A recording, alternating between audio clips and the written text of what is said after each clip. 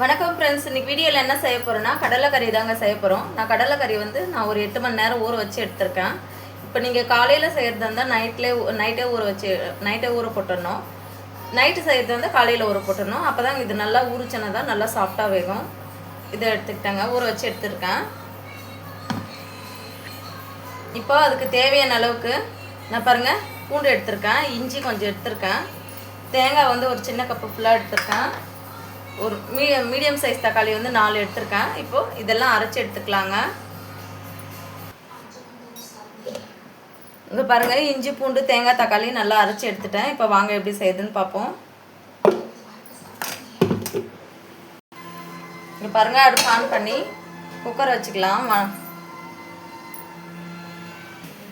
இங்கே பாருங்கள், நான் நல்லெண்ணெய் சேர்த்து தான் சமைக்க போகிறேன். இது சுத்தமான செக்கிலான நல்லெண்ணெய்ங்க. நான் ஒரு கரண்டி நல்லெண்ணெய் சேர்த்துட்டேன்.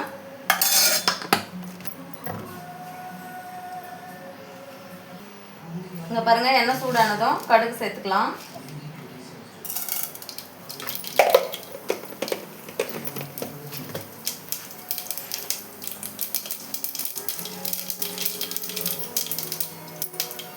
இங்கே பாருங்கள், கடுகு பொரிஞ்சதும் நான் ஒரு பெரிய சைஸ் ஆனியன் கட் பண்ணி எடுத்திருக்கேன், அதை சேர்த்துக்கலாம். ஒரு கொத்து கருவேப்பிலை சேர்த்துக்கிறேங்க.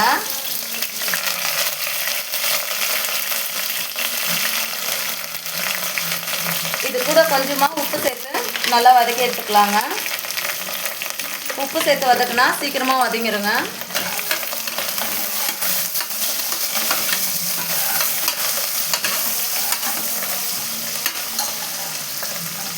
இது ஒரு 5 நிமிஷம் நல்லா வதங்கிட்டுங்க ஆனியனை.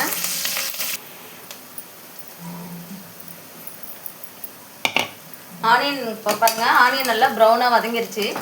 இப்போது மசாலாவை அரைச்சி வச்ச மசாலாவை சேர்த்துக்கலாம்.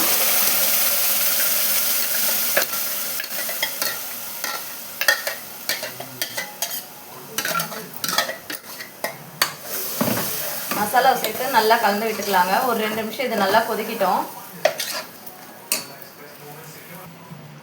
இப்போது கடலைக்கறியை சேர்த்துக்கலாங்க.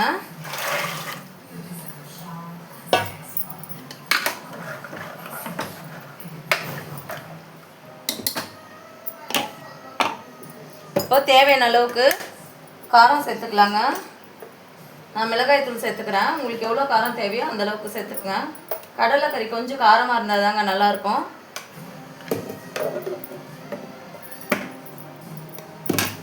இப்போது மஞ்சள் தூள் சேர்த்துக்கிறேன்.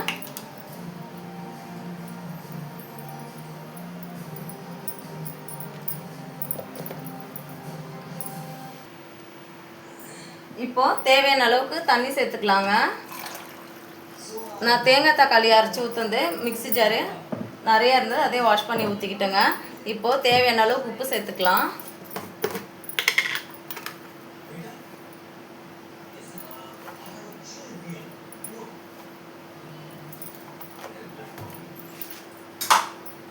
இப்போது இதை நல்லா கலந்து விட்டுட்டு